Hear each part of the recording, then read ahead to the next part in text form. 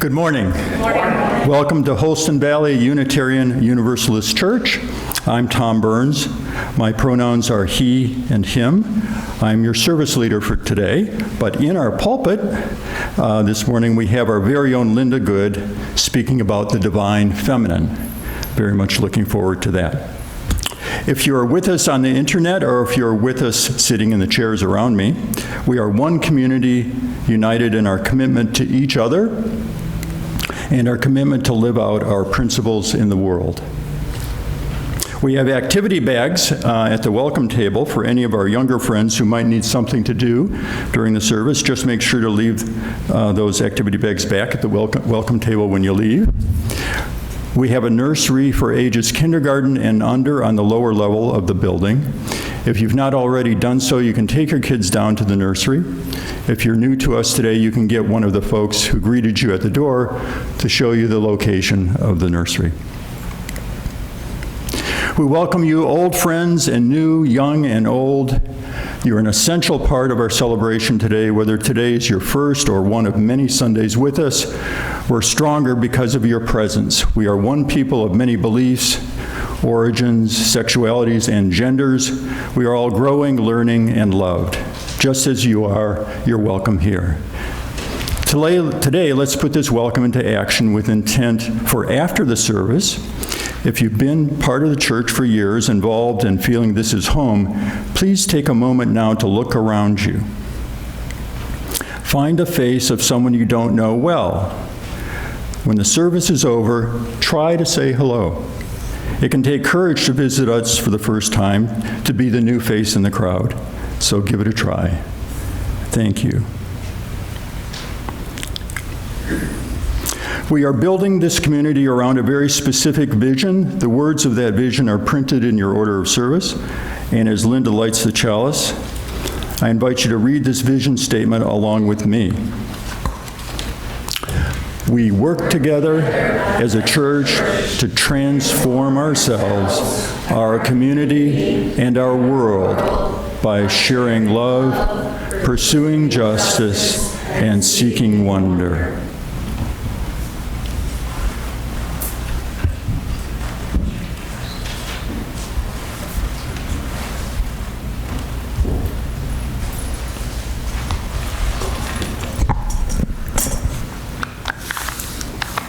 There are thousands of ancient and modern goddesses across the globe. Many exemplify the divine feminine, and some even defy that label. I invite you to a moment of meditation as I speak the names of a small fraction of those goddesses. Find a comfortable position in your seat. Relax with your feet flat on the floor, hands at ease in your lap. Focus on the gentle flow of your breath as your body moves into meditation. Nom Hoi, Olapa, Ashun, Nana Buluku, Athena, Mara, Freya, Enyo, Dana, Hecate, Sana, Maya, Sehu, Wasil, Oxomoko, White Buffalo Calf Woman, Wala, Bila, Abeguo, Haumea, Kohara, Senuna, Brigitte, Astril, Bela, Manaf, Ishtar, Isis, Bastet, Akana, Tara, Shingon, Jiangwan, Izanami, Joansin, Kali, Vishnu, Shiva Shakti, Ambika.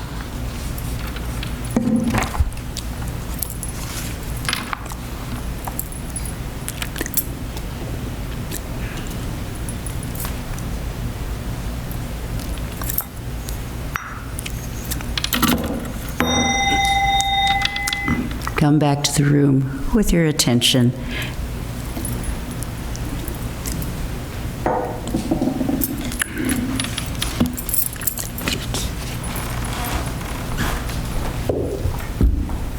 Thank you, Beth. Good morning.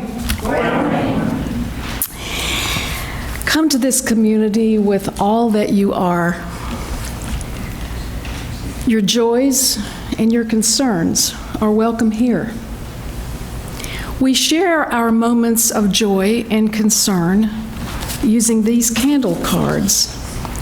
If you're here with us, they can be found on the back cabinet just as you come in the door.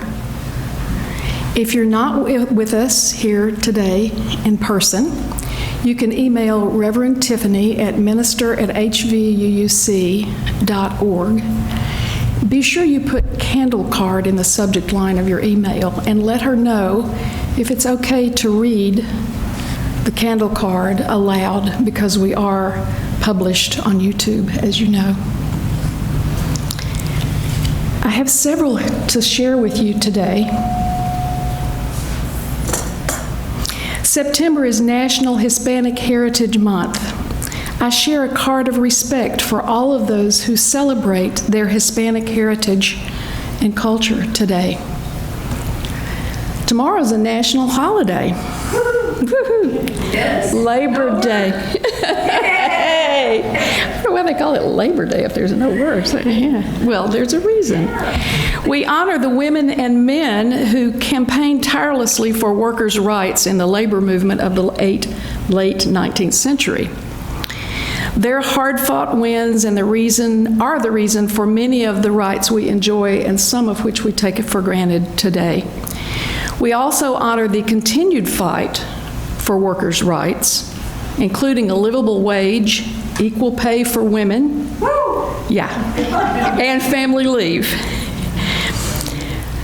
Another candle for Angela Michelle Carr, A.J. Laguerre Jr., and Gerald Deshawn Gallion, who were killed during a racially motivated shooting in Jacksonville last week. We grieve this horrible event, and we recommit ourselves to fighting racism and violence in whatever ways we can. A card of sorrow. Noel and Bob have deep sorrow at the tragic passing of very dear friends Pam and Paul DeLapp of Oshkosh, Wisconsin. They died in a motorcycle accident on Friday night.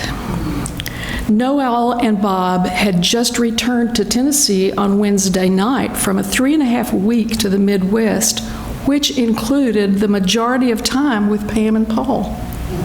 You can only imagine.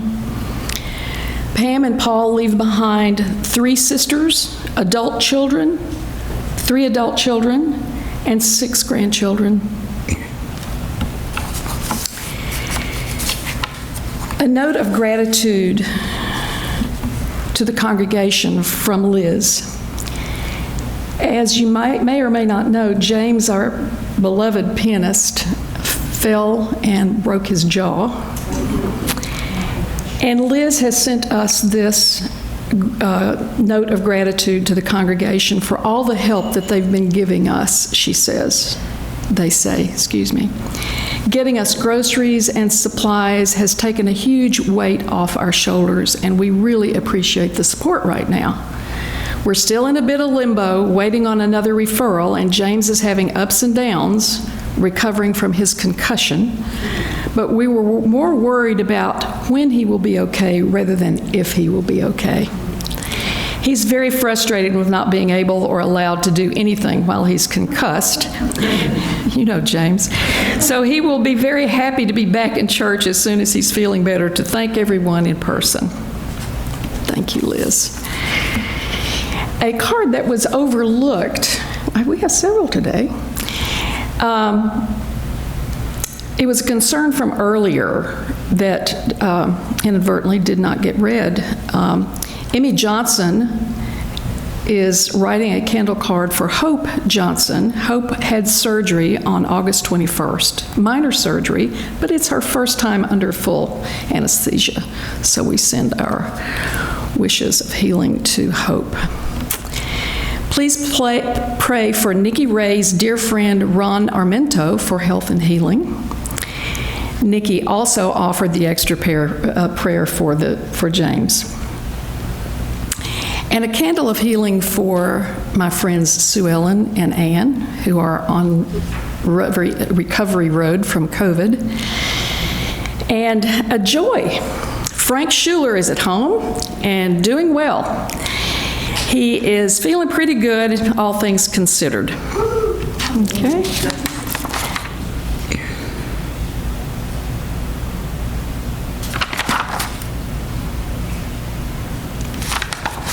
And we light a final candle for all those things that remain unspoken in our hearts and minds. Now we're going to do, if I can find my notes, our candle cards a little differently today.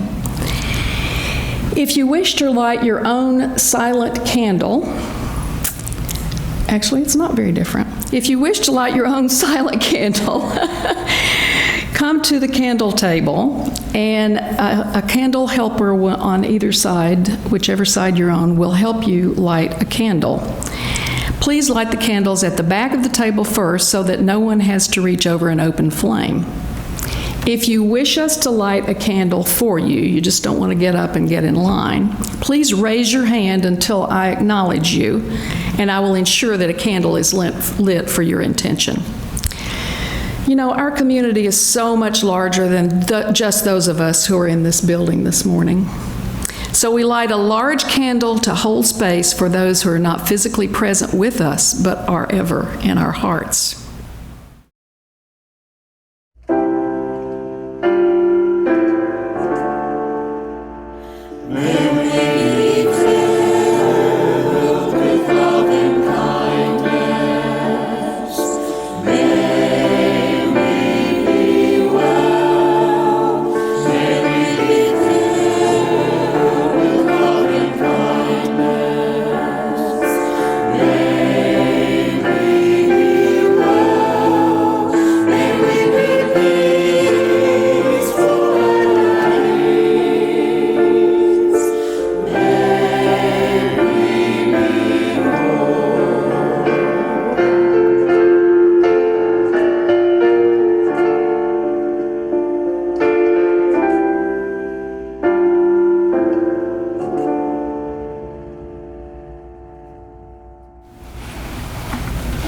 This introduction to Linda's talk from Exploring the Feminine Face of God.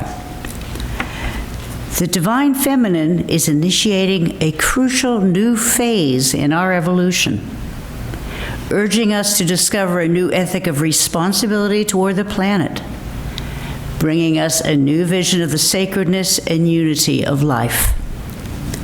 Wisdom, justice, beauty, harmony, and compassion are the qualities that have traditionally been identified with the Divine Feminine. Yet it is also the irresistible power that destroys old forms and brings new ones into being. The inspiration of the love in action that is so needed to transform a culture radically out of touch with the soul.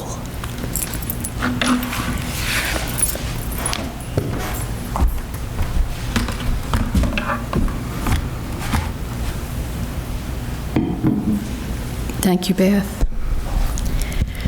You know, there was a time in my life when I used profanity at will. This was until my brother's children started having children. And I wanted to be remembered as a grade 8 aunt that was adventurous, humorous, wise, and certainly not profane. Hence the name of this homily, Divine Things Happen. Get it? Yeah. First, I want to explain the circumstances that brought us to this subject today. Then, when we're on the same page together, I will include information about how I came to this community and what I hope to bring to it. Recently, in addition to family and community, there are two things that I focus on. One is learning and drumming Africans' rhythms, learning their stories, and maybe even dancing to them. Who knows? Yeah. And then the second thing is learning and sharing a spirituality of feminine mystics and deities. So let's talk about that first one first. I'm a part of an all-women drumming group that gets together every Friday morning in Asheville. When I drum with this group of women, I get a sense of being one with them, with the rhythms of nature and the beckoning spirit of the universe. It is an ecstatic, joyously communal feeling. It really makes my heart happy. A few drummers in that community make up a separate performance group called Wild Bodema, Bodema being African for woman drummer. Wild Bodema was supposed to be here to perform with you today. And they were going to have joyful drumming. That was going to be the name of our service, Joyful Drumming. And they were going to tell the accompanying stories, and there might have been a little bit of dancing. Who knows, you know? However, Thursday morning, we were all ready for this. Thursday morning, I wake up, I check my phone, and in the email, this was before I got out of bed, I received this email from my teacher, Ann, who is also the leader of the performance group, that 2 of the 6 drummers had COVID. Well, one of them was her. In retrospect, I am so proud I didn't resort to my old habit of profanity. Instead, I said a little prayer of healing for Ann and the other woman. Then I said a prayer of gratitude and healing, and I got up, took a shower, made my bed. I was in shock, actually. That's what it was. Yeah, I was in shock. Then the strategic planner in me came forth, a trait of the Greek goddess Athena, by the way. You know, the who, what, when, and how, and what do we do now? What wheels already in motion had to be stopped? And how do we do the first turnaround on this? I spent a few wasted moments beating myself up for not already having a plan B. You know me, I usually have a plan B. But okay, I began to answer those strategic questions, and suddenly I find, well, I'm enjoying this process. And one reason I'm enjoying it is because I got in touch with my friend Miriam. Miriam is here with me today. Thank you, Miriam. And Miriam immediately responded calmly with an outline of what she'd like to hear from me. Since she wasn't going to be able to hear drumming and stories and see dancing and that sort of thing. So that's what you're getting, a dose of Miriam's thoughtful response mixed in with content from my own heart. Now, when you're in trouble, you want a Miriam in the wagon with you, believe me. Thank you, Miriam. My next step was to contact Rosemary, Tiffany, Karis, Beth, and Tom. Now, this was all in one text, okay? Believe me, without a doubt, it took this village a very short time to regroup and make today actually happen. We came together with humor, wisdom, and compassion as we brought together what you're hearing and seeing today. In addition to your Miriam, you want that kind of village in the wagon with you as well. So today you're not getting joyful drumming. You're getting me instead, and I want to share information about how I came into this community and what I'm attempting to bring to it. My first experience at HVUUC was shortly after a huge personal loss. After I attended a morning service, I joined a covenant group. I got to know my fellow covenant group participants, It was a meaningful experience that included some philosophical content and knowledge that was new to me. However, the most important thing about the Covenant group was the feeling of communal search for meaning that we had and the personal relationships that were created in that small group. Because I was then focused on a graduate school program, my Sunday morning service attendance was intermittent at best, and I eventually lost the habit of showing up. You know, it does become a habit. But I kept running into those folks I had met in the Covenant group and enjoying our encounters. That was almost 20 years ago. I was 6 years old. It's amazing I can remember that. The only way I can articulate the reason I've returned is that divine things happen. This time it was COVID. Now, I wouldn't call every part of my COVID experience divine, but it did give me reason to emerge from the worst of that experience and know that I needed to focus on my spirituality and on community building. As I mentioned to you earlier, my second and equally important focus to drumming is sharing the spirituality of the divine feminine. Look, when there's something inside you that keeps popping up, catches your attention at indeterminate times, makes you go buy books, listen to webinars, get people around you that are focused on that as well, pay attention to that. This happens when it's something that's in line with your values and makes you fall in love with your questions. My values are feminist in an egalitarian sense, values that align with our principles of honoring the inherent worth and dignity of every person, justice, equity, and compassion in human relations, and a free and responsible search for truth and meaning. Those are included in our principles and my values. My primary questions have been, why are there so many dominant male gods? What deities did people believe in and honor before history was written? Were any of them female? And I have fallen in love with my questions. That's why I wanted to co-create a Divine Feminine Covenant group, the first of which begins on September the 24th. It's called Awakening the Divine Feminine. I use this word co-create because of the Covenant group. The sources come from a variety of places. The primary source is a course compiled by our own Unitarian Universalist women called Rise Up and Call Her Name. And I say co-create because even if I don't work directly with the sources that come together to create, they are there in spirit with me.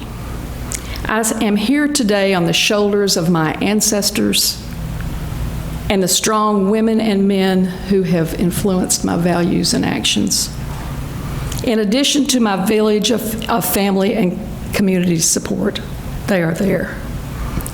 And of course, there are books, webinars, women's groups, internet searches that have taught me so much about this subject. Co-leading this group with me is our own Martha Rubenstein. Martha, I love and appreciate you. None of this would happen without your well thought out creative approach. It is only through our collaborative partnership that this covenant group is coming together. A word to the wise here as well. It is wonderful to create something with someone whose approach is entirely different from your own. Right. Beth read something from Andrew Harvey and Ann Baring's book, The Divine Feminine, Exploring the Feminine Face of God Around the World. I quote them here in defining what the divine feminine it actually is to them. It is the unseen dimension of soul to which we are connected through our instincts, our feelings, and the longing imagination of our heart. Let me slow that down and go through that one more time. Divine feminine is the unseen dimension of soul to which we are connected through our instincts, our feelings, and the longing imagination of our heart. Who wouldn't want to learn more about that? Our covenant group objectives are to explore a feminine, culturally diverse face of God and ask how we can live into her and bring more of her into the world. The second objective is to share a soulful experience, an inner journey of the divine feminine through honoring 4 diverse goddesses from earlier matrilineal societies or current cultures other than our own. We will learn their woman-honoring rituals, imagery, and beliefs. That first objective of living into her and bringing more of her into the world can only come about if we can relate her traits to our own. Therefore, we will learn the traits of these 4 deities, what they are known for, and how they came to be in their own cultures. And of course, the second objective can only be met through coming together in a confidential, compassionate, and caring environment that allows soulful sharing. That's the covenant group. In his book, The Alchemist, Paulo Coelho writes, "When you want something, all the universe conspires in helping you achieve it." Well, that couldn't have been more true for me when pulling together our first session, which focuses on Oshun, a goddess of Yoruba ethnic group that inhabit portions of West Africa. The drumming is there too. In her culture, she has dominion over Earth's flowing waters, rivers and streams. And she represents the joy of being female. When I mentioned the idea of this covenant group and Oshun to my drumming leader, Anne, she said, "Oh, well, there's a festival honoring Oshun here in Asheville every year." "Oh, really? Just over the mountain, And by the way, Anne says, an acquaintance of mine has not only does she create the festival, but she's written music in honor of Oshun. That's what led me to meet Linda Metzner, who in turn then introduced me to a priestess of Oshun who lives in Asheville. And she's written a book about her. Well, I ran out, scarfed up the book, and read it with abandon. And a little later in our service, we can join the choir in Linda Metzner's composition honoring Oshun. They've been practicing. It sounds great. Then, not only that, but last weekend, I'm in Atlanta at an African drumming workshop. I told you I was really into that, right? And there you have it. Another priestess of Oshun is there.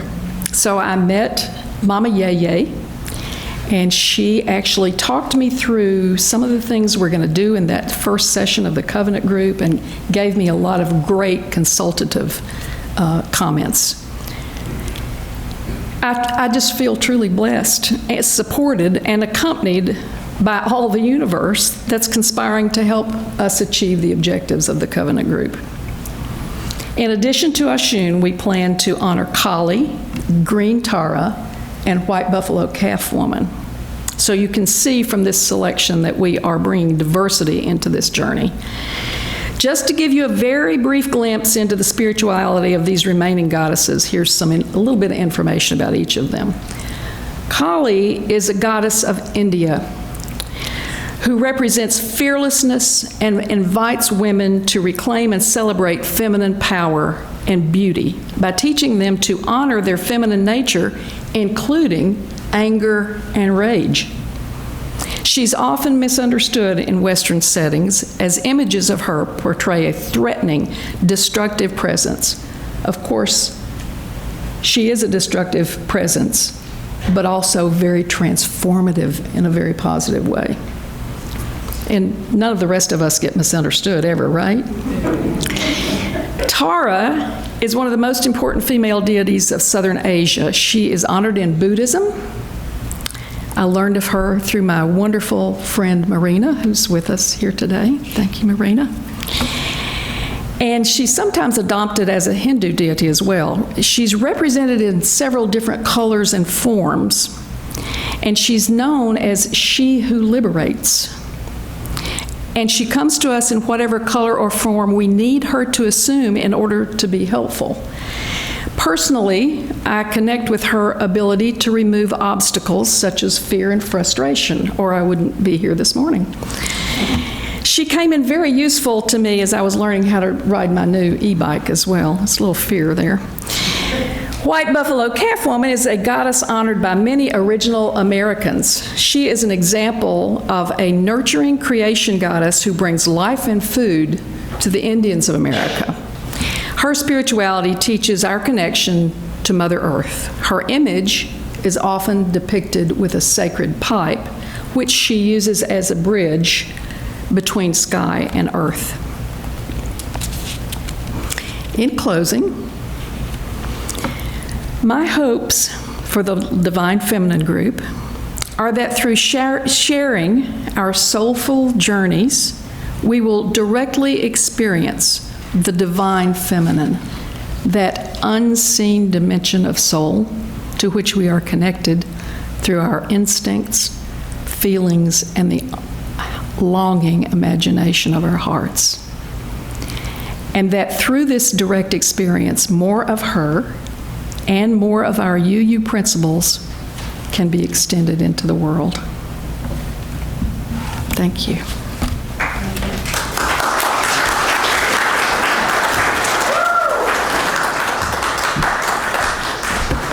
Thank you, Linda. That was great, and a great advertisement for your covenant group, too, I thought. No pressure. Now for our chalice extinguishing. An unlit chalice on a church altar. When we take fire from our chalice, it does not become less, it becomes more. And so we extinguish our chalice, but we take its light and warmth with us, multiplying their power by all of our lives and sharing it with the world.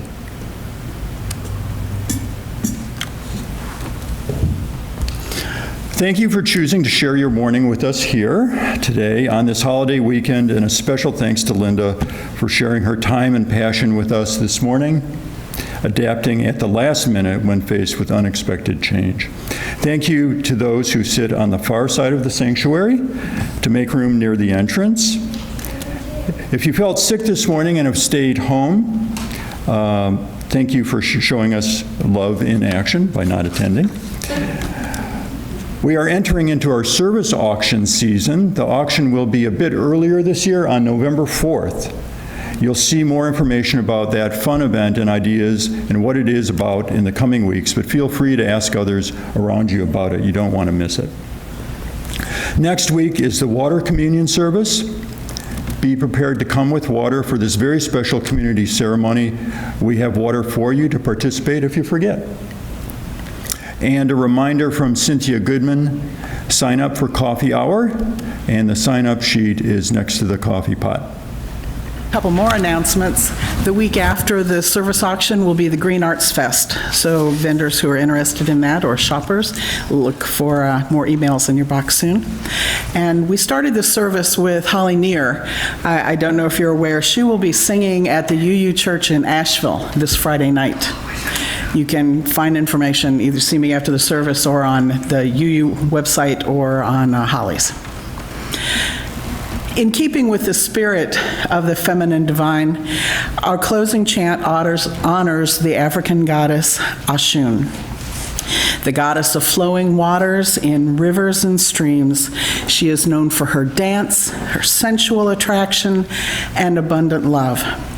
The words to this chant are on the back of your order of service. Feel free to join the choir as we sing it. I'll sing through the chorus once so you know what's happening. It's really simple. This is also when we pass the offering plate.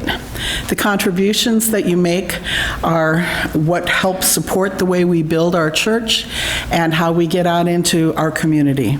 If you're making a pledge, please mark it as such so we don't confuse the treasurer. She said, "Thank you." So here's the chorus to Ashun. Ashun, Ashun, Ashun, I humble myself to your mystery. Ashun, Ashun, Ashun, I humble myself to Ashun. Ready? Ashun, Ashun, Ashun, I humble myself to your mystery. Ashun, Ashun, Ashun, I humble myself to Ashun. Mother of the mirror, mother of the dance, mother of abundance, mother of healing.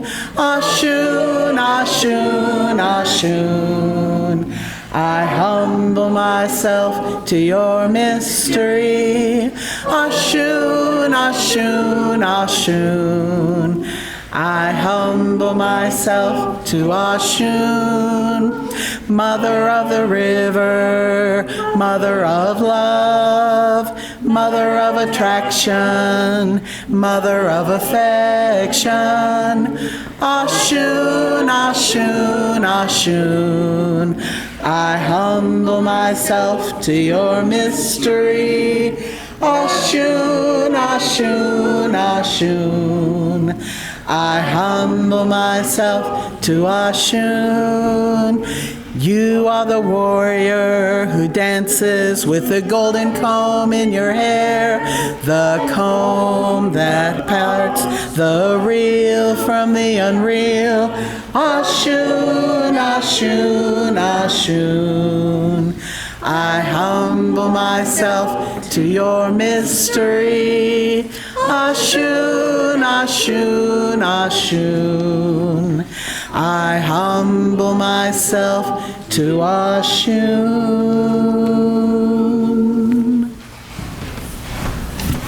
Beautiful. And thank you to Linda Metzner for giving us permission to use her song today. And I would be remiss if I didn't end this with another example of how divine things happen. We were all together on this by Friday at noon, and this morning at 8:30, Karis texted the thread of us to let us know that she had thought she stumbled her toe last night when putting her child to bed, but in fact, she can't walk this morning. All right. Yeah, so a little healing card for Karis. And so Tiffany bounced in on the thread, and she said, okay, let's have, the village just began again, right? So Tiffany says, okay, Wendy, take it and run. And Wendy texts back and says, I'm not feeling well at all. Divine things happen. No doubt. So thank you to Kim for taking over and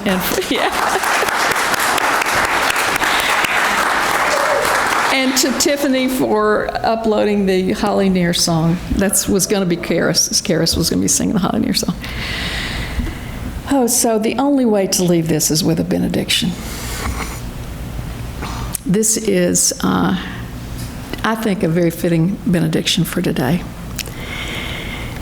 There is too much hardship in this world not to find joy every day.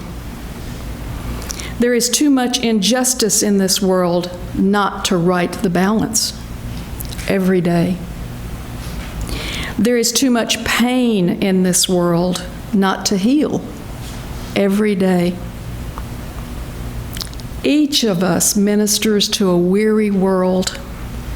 Let us go forth now and do that which calls on us to make this world more loving, more compassionate, and more filled with the grace of divine presence every day. Amen.